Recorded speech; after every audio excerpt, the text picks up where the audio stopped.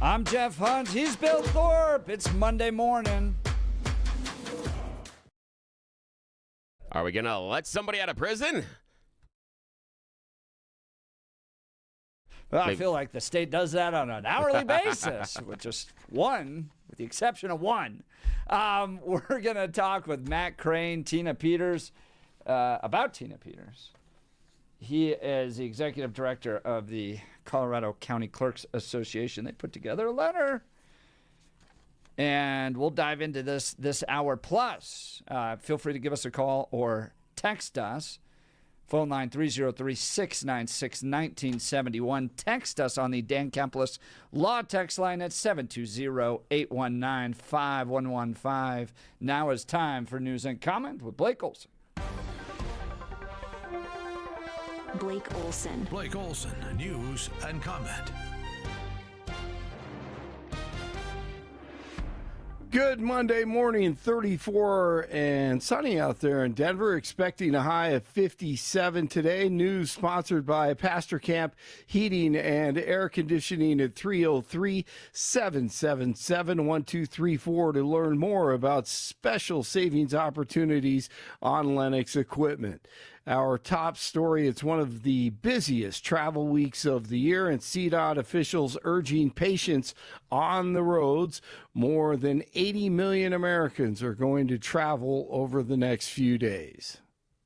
AAA says more than 6 million people will be traveling at the nation's airports over the Thanksgiving holiday period, a slight increase from last year. This woman having a tough time at Newark Airport. Our original flight home got canceled, so we got another flight, and we're unfortunately not making it to that one. Airlines say they're confident they'll be able to handle the extra holiday volume this week following mass cancellations during the government shutdown. The strategy here is to get early. As far as the roads go, AAA says the busiest times are the afternoon and early evening period in the days leading up to Thanksgiving. Scott Pringle, MDC News Radio, New York. Yes, good luck out there this week. Trump appointed Fed Governor Chris Waller, revealing this morning on Fox Business he's pushing for interest rate cuts at the upcoming Federal Reserve meeting, and inflation isn't a concern. Nothing's really changed. The labor market's soft. It's continuing to weaken. Inflation didn't turn out to be quite as bad as we got when we got the CPI report, when we look forward. So in that sense, for me, I don't think inflation is a big problem going forward. It's going to start pulling back. But the labor market is still weak, and we're getting no evidence telling me it's rebounding, despite what the jobs report for September said. So my concern is mainly the labor market in terms of our dual mandate. So I'm advocating for a rate cut at the next meeting. And Portland Trailblazers head coach Chauncey Billups, Denver native, of course, expected to plead not guilty to federal charges today. He's accused of helping lure players unaware of what was going on into rigged poker games. The indictment alleges the games were financed by organized crime families. Many believe this all started years ago when he played in Detroit. DJT maintaining his criticism for Democratic lawmakers, including Colorado's own Jason Crow, who reminded military members, of course, last week to ignore unlawful orders. In a pair of posts over the weekend, 47 said those lawmakers should be in jail right now, and that is what sedition. Was sedition at its highest level. And that it was sedition at its highest level. Sorry about that. A Loveland daycare owner is being investigated for child abuse. The Loveland Police Department announced the arrest of 51-year-old Michelle Renee Sanders on Sunday. The department says a child was injured at Sanders' in-home daycare, and that investigation led to the discovery of several other victims.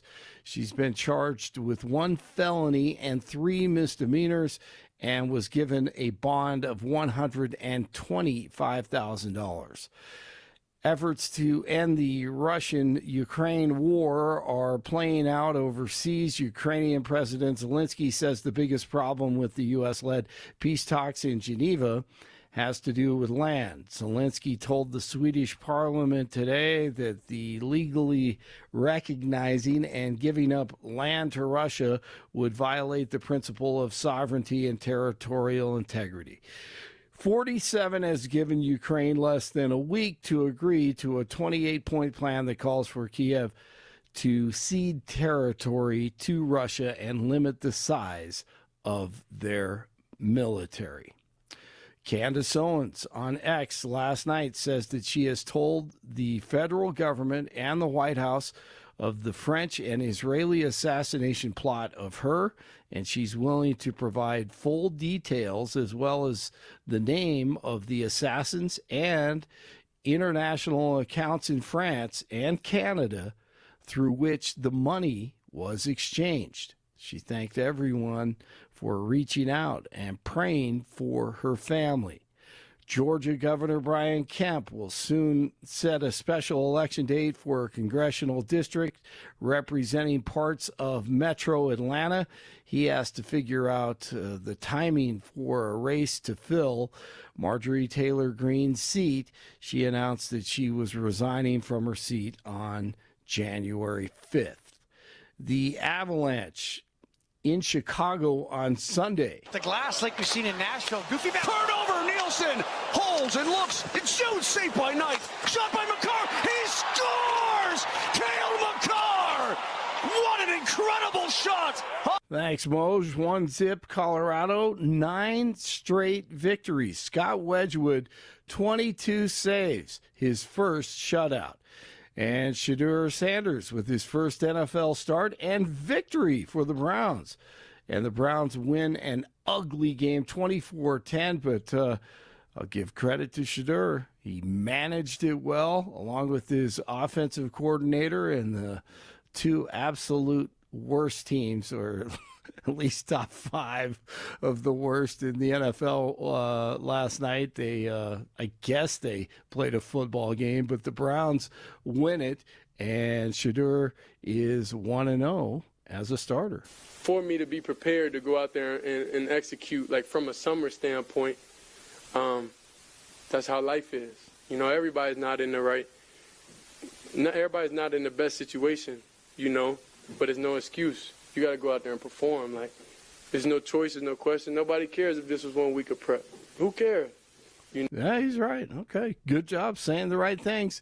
Unfortunately, the CU Buffs destroyed by Arizona State over the weekend. 33 in Parker, 32 in Arvada, 34 in Denver, and you're waking up with Jeff and Billy.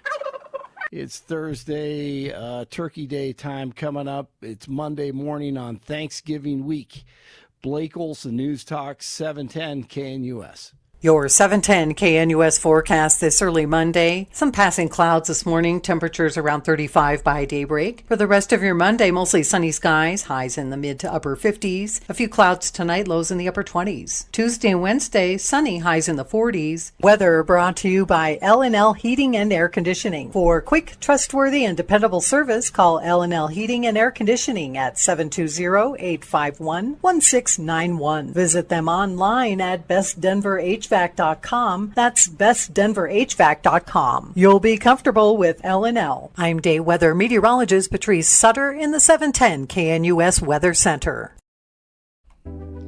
Welcome back to the Jeff and Bill Show. Joining us live in studio, Matt Crane, Executive Director of the Colorado County Clerks Association. Matt, thank you for taking time to join us this morning. You bet. Thanks for inviting me. Good to see you. You guys have put together a letter to Jared Polis regarding Tina Peters. Tell our listeners about the letter. Well, you know, we've seen a lot of things out in the public square about the fact that the governor may be considering turning Tina Peters over to federal custody. And so, you know, my group has had a lot of conversations about that and decided that they wanted to write a letter to the governor asking that he not do that, and that if he is considering it, please meet with clerks before making any final decisions so that he can hear directly from clerks why we think that's a bad idea. Why do you think it's a bad idea? Well, because I think when you look at it, she was convicted, I think, of 3 felonies, 4 misdemeanors. She was convicted in Mesa County, red MAGA Mesa County, by a jury of her peers for crimes where she undermined her election system. And we can go through, the exact things of what she did there. She is not a hero. She is not a political prisoner. She committed multiple felonies against the people of Mesa County and the election system and process in Mesa County. Her actions have created a cascading effect for clerks across the state. You have 63 other clerks who did things the right way. They didn't violate their oath of office. They didn't break the law. They didn't turn their cameras off. They didn't sneak somebody into the office. They didn't allow a copy of their voting system to get online to where bad actors can now dissect it and look for ways to try to get in and do nefarious things if they get physical access to those components. They didn't run around saying things that weren't true, like the election was stolen, or issue reports that says, oh, look, look at my voting system and all of these nefarious things in the voting system, which aren't true, by the way. And when 63 other clerks across the state stood up, and keep in mind, Jeff, this falls mostly on Republican clerks, right? When they stand up in meetings, right, whether it's at breakfast meetings or at county assemblies or central committee meetings, and say, you know what, that's not true. What Tina did is not true. She didn't know the job. She has no clue what she's talking about. That's led to threats, harassment.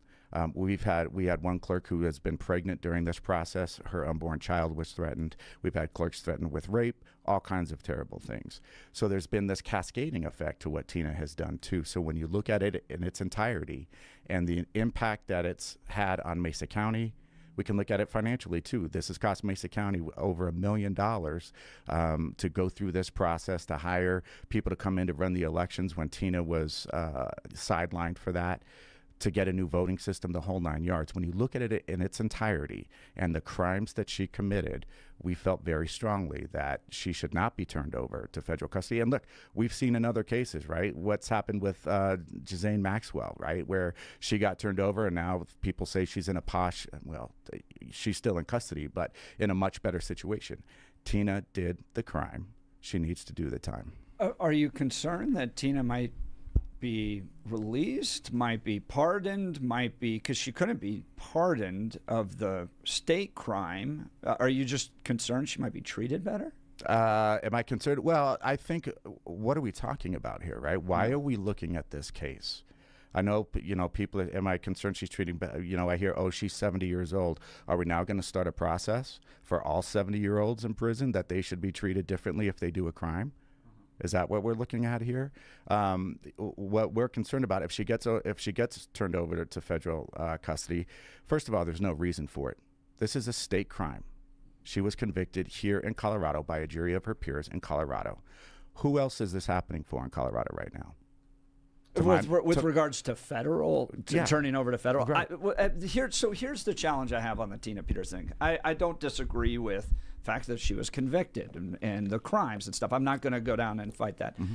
Here's the challenge I have with Colorado. I am watching on a near regular basis people commit violent crimes, go what you could say is unpunished or at least released early on, right? And we have this new law with regards to competency as to whether or not we'll even have a trial for you if you end up killing somebody, if the state deems you incompetent. So I watch progressives that lead the state bend over backwards, it seems, to provide opportunities for people that commit violent crimes to get a second chance, they might say. Right. But essentially be weak on crime, with the exception of what seems to be one person.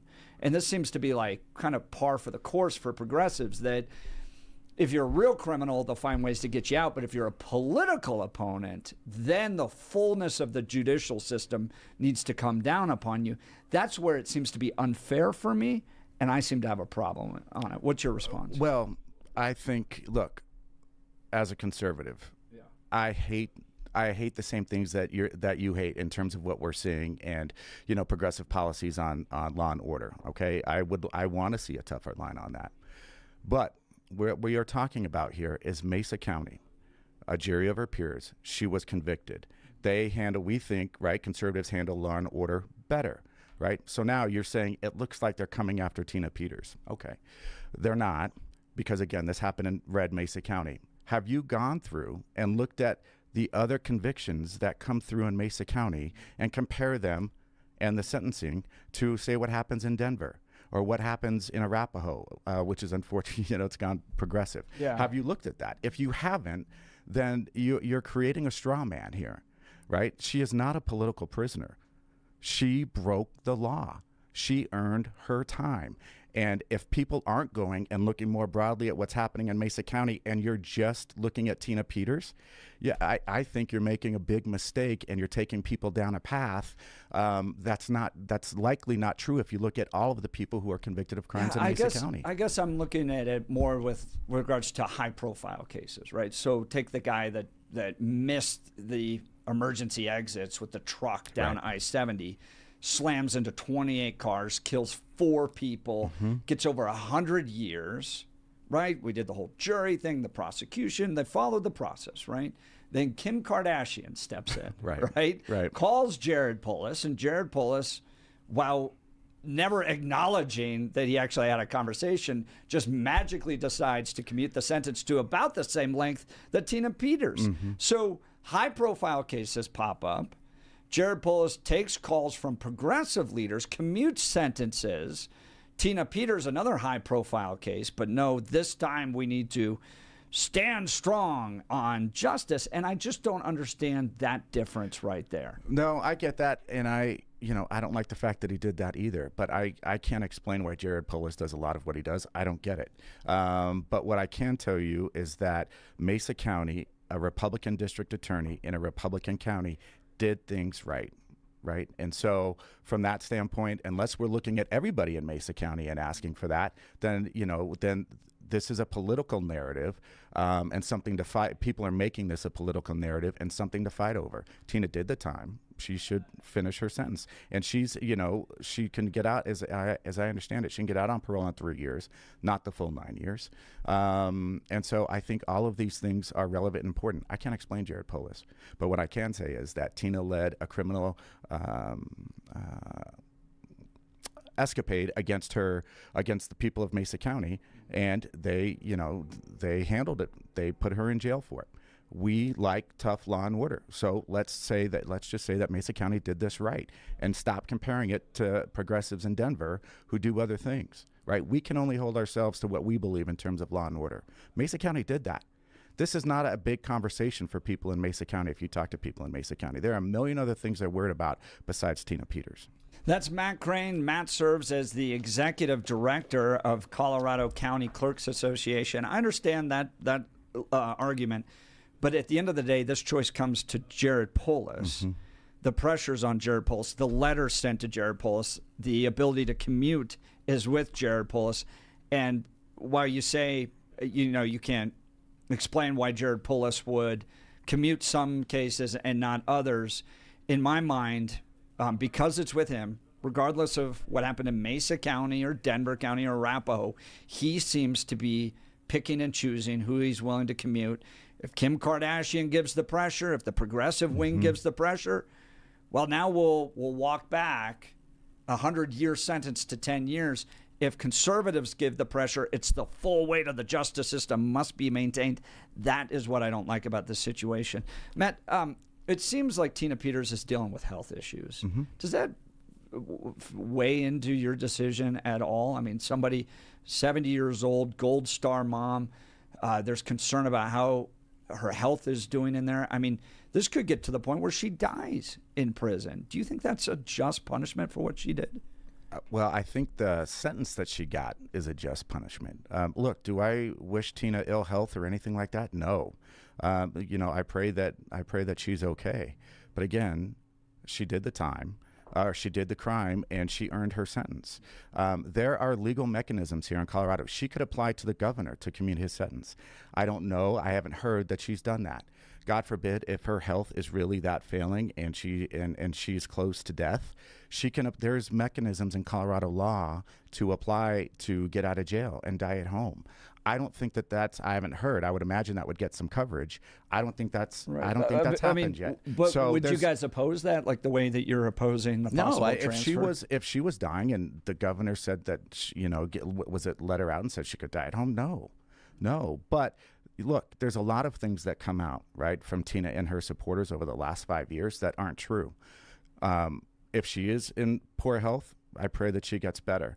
But there's a lot of people who are 70 years old in jail that may not be in great health. So now are we starting a new process or program, right, to say that anybody who says they're in ill health gets out? No, we're only hearing from one side, which is typical for, Tina and her supporters, right? So there are legal mechanisms in place, both to commute her sentence, both to get out if she is in failing health and close to death, which I pray that she's not. Right. If she hasn't pulled the trigger yet on either of those, what does that tell you? I think I've seen some type of applications with regards to her health, but help me understand your concern of what would happen if she got out early. I just think it sets a terrible precedent. It says that our elections are open season, and when this is something that it's baffling to me, right? Especially on the right, where we take election integrity so seriously, and people say, if somebody commits voter fraud, they need to go to jail. If they undermine our elections, they need to go to jail. Well, guess what? That's what Tina did. She undermined our elections. She made our elections less safe and less secure. So it sends a terrible message that it's open season for people to go and do nefarious things around our elections. Because, if you're doing it, but if you're doing it in the name of 2020 and the stolen election, then, it's okay. You have the full weight of the administration, everybody else coming in to say you should get out of jail, even if you commit crimes. What a terrible message that is. We're supposed to be the party of law and order.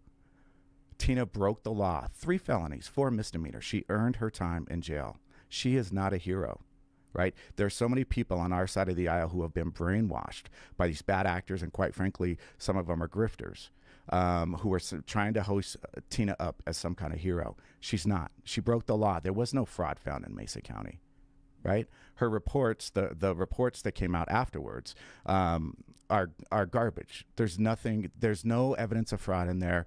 Everything they say in there, files deleted, that's not true. The files, that were required for retention under federal and state law, those were retained. Wi-Fi, like it's some big reveal that there's Wi-Fi components in these voting systems. They're tested and certified knowing that's true.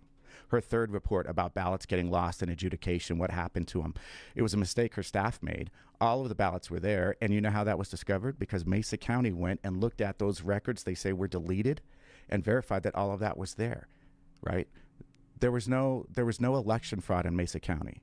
The only election crimes in Mesa County were perpetuated by Tina Peters and the people with her. She's not a hero. Do you think in light of that 9 years is a fair sentence? It's about half of what she could have gotten, and so yes, I think there's multiple things. And I was in the courtroom that day when the sentence came down, and the judge did a really great, meticulous job of going through this. So there's the crimes that were committed, and then there's the fact that Tina was unapologetic about it, and she went out and actually made money on talking about these crimes, and so I think that. When the judge looked at all of that, the crimes, the seriousness of it, the undermining of our elections, and the fact that she was unapologetic and would do it again, I think that's why he went a little heavier. But it was only half of what she could have gotten, and again, she can get out in 3 years. I guess I have a hard time. I understand the argument you're making. I have a hard time with it not being a violent crime and getting 9 years. I mean, help me maybe understand other laws, because it seems like you can run a Ponzi scheme and take millions of dollars from people that don't put you away for 9 years. And then you have lots of examples of people in Colorado actually committing violent crimes, harming people, and going away for less than 9 years. I mean, you could rape a child, for instance, in Colorado and get probation. So 9 years just seems so long. I understand what you're saying about the other cases. And again, just as we were saying before, I don't like a lot. I would like to see stronger penalties across the board. But that doesn't mean that where there's a penalty here that's appropriate. And that, again, the judge did a great job of going through and talking about why he was giving her the sentence that he gave her. I think that's important. People should listen to that. Don't listen to some podcast who's going to give you clips, right? And going to do that. No, go back and listen to it. He did a great job of walking through why he gave her that. And it's not to silence her speech. It's not for anything else that you hear from some of the, grifters and liars and bad actors on social media. It's for the reasons I said. Serious crimes. She was unapologetic, unrepentant for it. And in many cases, I think, if I recall correctly, the judge had issued orders throughout that whole process that she totally disregarded, right? So when you look at it in its entirety and listen to the whole thing, he does a great job of laying it out. That's Matt Crane. Matt's executive director of the Colorado County Clerks Association. He's willing to take calls. Sure. That's a lot. We've got lots of calls coming in. We got one line open if you want to get in at 303-696-1971. Text us at 720-819-5115. I do want to ask you about the letter. Mm-hmm.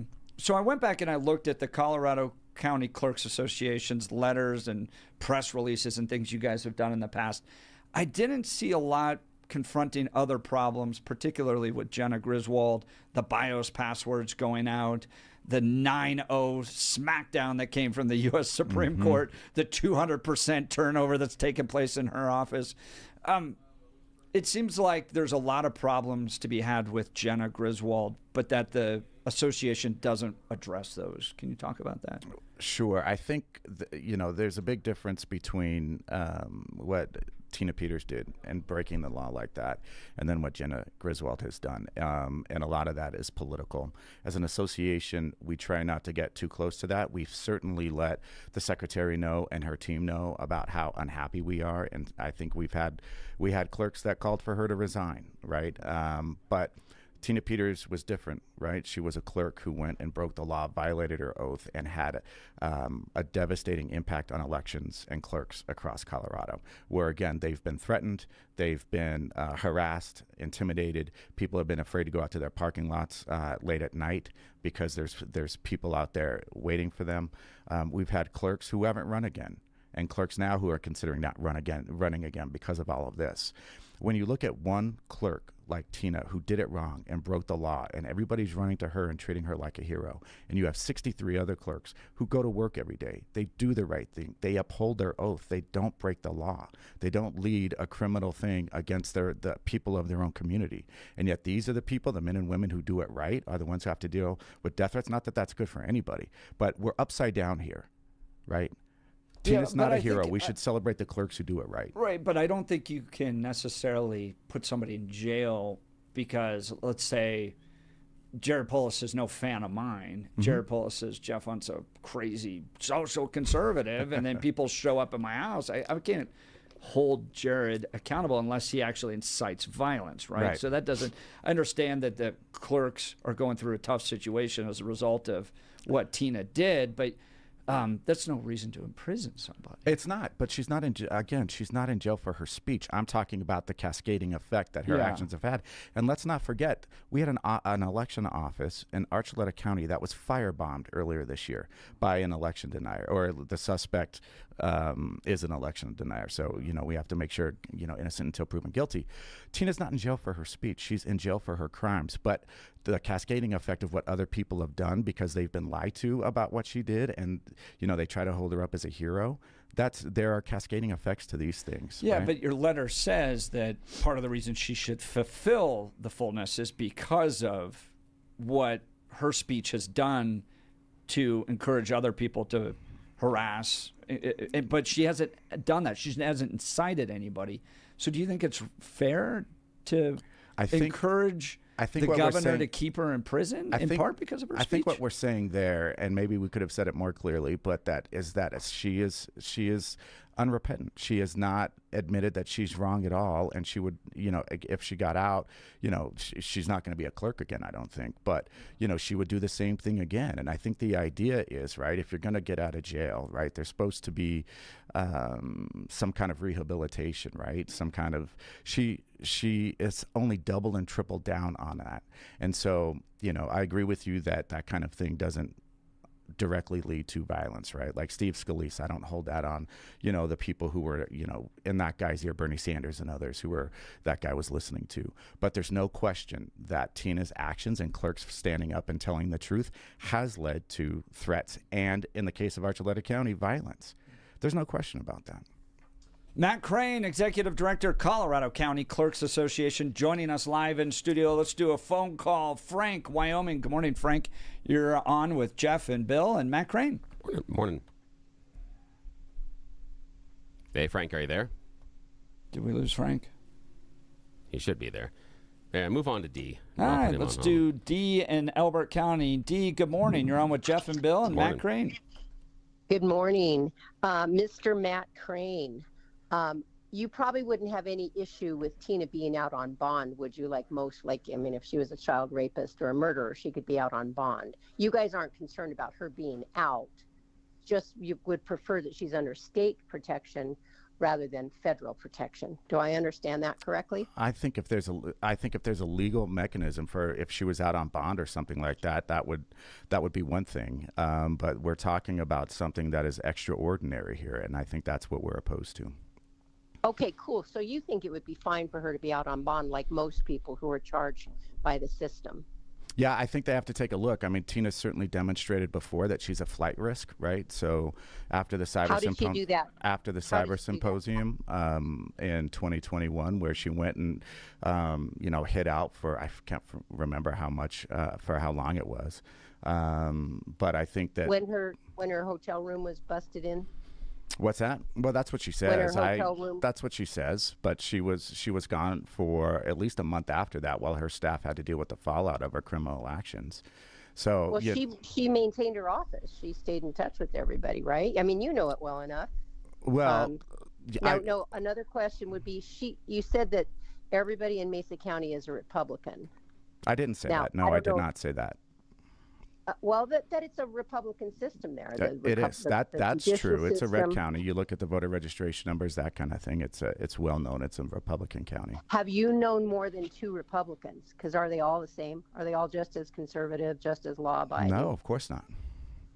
Okay, because it sounded like you were saying that since they're a Republican county, then they're all, they are all law-abiding and they would never cheat a system, right? Now, what about the I didn't say that, but okay. who are working for Dominion at the same time that they were working for Mesa County? What about those folks? But what about that? There's nothing illegal about that. When they were working for the county, and then they were at a party that you were hosting. Okay, let's stick with the facts here. I didn't host a party, and there's nothing illegal about somebody working for Dominion while working for a county. A lot of people have side jobs who work in county government, elected officials. But that information was denied when it was brought to the surface, Matt. Who was it denied by? By a lot of those individuals. No, it wasn't. I don't think that the people you're talking about have ever denied publicly that they did some work for Dominion. Facts matter. So why don't you go ahead and share the names of some of those people? What's that? Because I know you know them well. It's already out there. It's already out. Bobby Gross and Sheila Reiners. Right. Sheila Reiner. Right. They. I don't think they've ever denied it. I got a question in this. I got to interrupt. D, what's the point? So they were pulling a paycheck from Dominion at the time. They were working for the county. The point of that is what? What conclusion are you drawing from that? You cannot be unbiased if you're on somebody's payroll. Why not, D? Why do you think you can't be unbiased? And what I'm thinking is, what do you mean if they're on the Dominion payroll, how do they make extra money by changing an election result? What sort of incentive process are you insinuating Dominion has in order to incentivize people that are working for them full or part-time in order to change election results? Aren't you starting with the conclusion that Dominion is changing election results and then you're working backwards? You need to, in my mind, justify why working for Dominion, part or full-time, while also holding down a county office, necessarily negates your objectivity or ability to do the job. So please explain that to me. Help me out. The Dominion contract was not going to be renewed because of all the problems with the system. So Tina, they actually had to forge Tina's signature and use her stamp when Tina was, as Matt said, when she was under great threat and she was under protective custody. So they renewed the Dominion contract, even though that was not the intent going forward. It cost the county millions of dollars. And that's not good for the taxpayer. The taxpayers had to pay that. I'll give Matt the final word. We've got to get to a break here. Dee, thank you for the call. Go ahead, Matt. Final word. Dee, thanks. I appreciate the call on the questions. I think facts matter, and the county had to get a new voting system and spend $1 million because Tina Peters led a criminal endeavor that allowed illegal access to her voting system. That's why they had to spend $1 million. Matt Crane, Executive Director of the Colorado County Clerks Association, joining us live in studio. He, along with other clerks, have sent a letter to Governor Polis calling for Tina Peters not to be transferred into federal custody, and then have asked for a meeting with him prior to any decision. Has he responded to this letter? Not that I know of, no. Not as of coming in this morning. This was sent on Friday. Right. So we'll continue this conversation. Can you stick around? Sure. I'd love to have you. He's taking full phone calls, text messages hot. Matt Crane live in studio. Let's talk the gun room. Billy, we got a new sponsor with the gun room. They buy, sell, and consign any and all firearms from antiques to modern, vintage, hunting, and tactical. We work closely, they work closely with families that have lost loved ones who have a gun collection to make sure that that gun collection can be properly consigned or sold. Buy now ahead of the new heavily restrictive gun control laws coming to Colorado. Get the guns you need, want, while you still can, without additional unconstitutional red tape and extra training. That's going to start in August of 2026. Why do you want to support big box stores when you can shop and save at small, local, family-owned gun shops like the Gun Room before they all disappear? This is one of the few that's still sticking around, and they're doing all the work to make sure that they can maintain and stay open in the midst of all of the craziness coming from the state capitol. The Gun Room has the widest variety of firearms in Colorado. Their shop looks like a gun shop, not plastic, lots of wood. Inventory changes daily, and there are well over 1,000 firearms in stock at any given time. Bill, I went in to meet with Wayne, and they had dueling sets from the 1700s. Sounds like a suggestion here. I'm not feeling uncomfortable. I feel very uncomfortable at this point. I know Bill and I, worried about this. people ask all the time, when are Bill and Jeff going to get into a duel? Yeah, exactly. We could Nerf guns. I'll go for it. I have Yeah, a why feeling not? with all the video games you play that Yeah. I would lose this. Oh, no, not at all, because it's not a video game. I have to actually shoot something real. There's no way. do it in video games, then I might have you. But no, real life, I don't know about that. Denver's oldest firearm dealer is the Gun Room. Go check out the Gun Room. They're in Lakewood, the Gun Room. And by the way, ladies, we have solved it all for you. For holidays, just buy a gift card to the Gun Room. Done. Bang, bang, bang, bomb. All done. Great. You get the gift card that the man in your life's going to love. Go to the Gun Room, proud sponsors of the Jeff and Bill Show. Very happy to have them on board. All right, phone lines totally hot. Well done, Matt. It makes for good radio. I'm here for you. All right. We'll continue. You're listening to the Jeff and Bill Show. This is Denver's Talk Leader, News Talk 710, KNUS.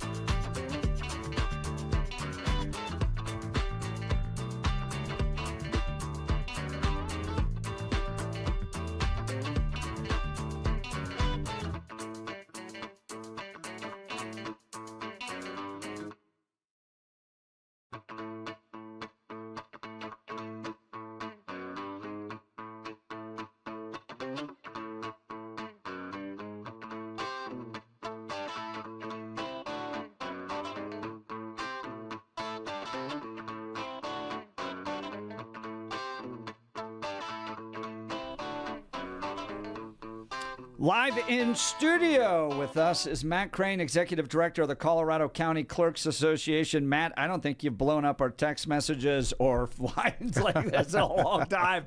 This is super hot, even to my personal phone.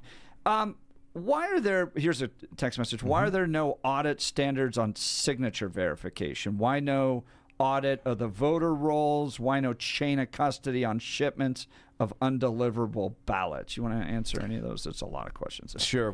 I can tell you one of the things that we've taken the lead on as an association is pushing for stronger audits around signature verification. The rules around that are not strong enough, quite frankly, where it says, they used to say counties periodically audit. And so we've been working on this over the last few years, trying to come up with a more robust audit of signature verification. So we're in the process of doing that now. We're also leading a conversation about how to improve the risk limiting audit, which is the post-election tabulation audit that we do. So we are looking at these things to try to come up to work on better, more robust audits, to look for gaps and to help build voter confidence, because Lord knows if there are gaps in our process, we want to know that so we can close it. One of the biggest fallacies out there is that clerks just look the other way and say everything is fine and let's just move on. We are constantly analyzing our processes and our systems, looking for gaps, trying to close any gaps that come up and make these systems more resilient, have more integrity, and be stronger. We're constantly working on that. Matt Crane, Executive Director, Colorado County Clerks Association. Let's go to the phone lines. Gammy in Colorado Springs. Good morning, Gammy. You're on with Jeff and Bill and Matt. Good morning. Good morning, Mr. Matt. You know, and everyone knows that our elections have consequences, and because of and I believe fraud, we have now got children being mutilated in Colorado, our rights as parents destroyed, our taxes up, our whole state has turned into a gulag. And I have written to the clerks many times, and this is what I want to say to you. First of all, I find it egregious and shameful the way you talk about a woman who literally believed in what she was showing. Dominion machines went in and erased records, and that means she can't prove it unless she backed it up, which she did. But that's not the biggest issue. Here's what we've got. Mark Cook, Clay Parikh, Ed Solomon, Sean Smith, Seth Keshel, Jeff O'Donnell, and many, many of the Mesa reports, the Venezuela and Serbian whistleblowers who are in the hands of the DOJ. And that data was given last year, but it was the Biden DOJ. Even your people in Mesa were colluding with feds, and you don't want her evidence put into the courtroom. The judge stopped it. He called her a charlatan. That's not a judge. That's a hack. And all of you all have done an injustice to every voter in this state because you stole our votes by denying that. All right, Gammy, we need to give Matt a chance to respond. And first of all, Go Gammy, ahead, I just got to say first before we Gammy, hang on a sec. Gammy, hang on a sec. I do have to let you know that I understand what you said about Tina believing what she was doing. I can believe all that money inside of the bank really, really belongs to me. I don't get to go in there and take it. I can believe that my neighbor has stolen my lawnmower. I don't get to break into his garage and get it back. You don't get to commit crime based on your belief, with all respect, Gammy. Belief is not enough. Matt responds. There's a lot thrown at you. Well, sure. And I'll just say, Gammy, thanks for calling in. I appreciate your calls. I understand your perspective. And I think, unfortunately, you have been led down a path by grifters and bad actors to a place where that's so much of what you just said is not true. 63 other clerks did it right. Tina Peters, there was no crime. The image that was taken, the reports that come out, they show no crimes. The records required for retention under state and federal law were retained. Tina didn't even know that happened. The reports, like I said before, the Wi-Fi capabilities that are in Report 2, these systems are tested and certified under state and federal law. Knowing that those components are there, No, and report number 3, no ballots were lost in the adjudication process. There was a mistake that Tina's people made. They had to reset adjudication process, change the filters on it, but all of the ballots were there. You have been told things that aren't true by people who have a political and financial gain in convincing you that it's not true. And I'm sorry that's the case. I know that's hard to accept when that's the message that you keep getting day in and day out from these people, but that is the truth. To her point about the state now is, we're at a place where we're mutilating children. I think this is really important for people to understand. We're surrounded by progressives in this state. Like, I go to the rallies. I probably go to more rallies than any other Republican. And this day I go to the Democrat rallies. And they're true believers. 30,000 showed up for Bernie Sanders. 30,000. And it's a gut punch to people to be like, no, I thought we're in a center-left state. No. I think Colorado could easily be labeled the most progressive state in the nation. The voters want Bernie Sanders, AOC. AOC is the top-rated politician in this state. You have to come to terms with that. That's exactly right. And our voter rolls aren't millions of ghost voters on our voter rolls. Jeff, what you said is just right. The demographics in Colorado have changed, and we see that in a number of different ways. The Dems organize extremely well, and here on our side in the Republican Party, our party, is such a mess, and all of the infighting, keeps us. It's going to be a long shot to win some of these elections anyway, but as long as we continue this infighting and fighting and having to, go back and forth about, Tina Peters and these lies about our elections, it keeps us from being able to take on the real issues that we have to face, which is going to be a long shot anyway, because as you said, there are so many progressives in this state. You look at Douglas County, the shift of their school board, right? 20-point shift wasn't because of fake votes in Douglas County, in my mind. Agreed. It's because all the moms went woke. That's all right, we'll continue. You're listening to the Jeff and Bill Show. This is Denver's Talk Leader, News Talk 710, KNUS.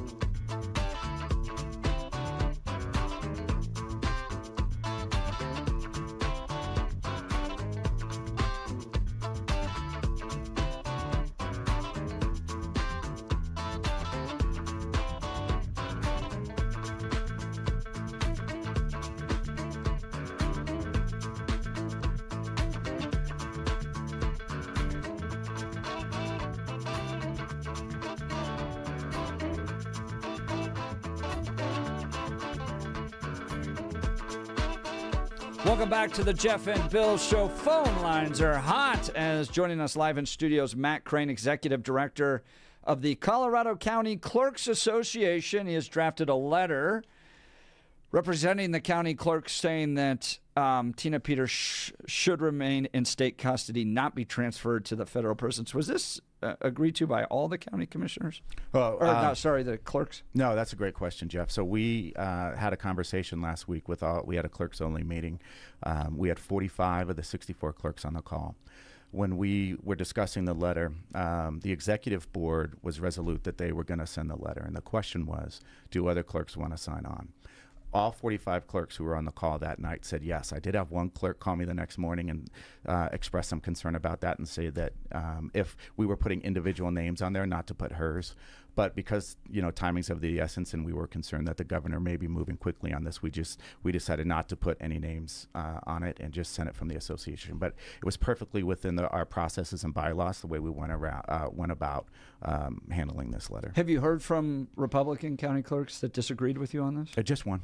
Just one? Just one. That's it? Out of all of them? Out of all of them. One? Yes. I'm telling you, this has been so hard on Republican clerks who go to work every day and uphold their oath of office and don't break the law, which is what Tina did.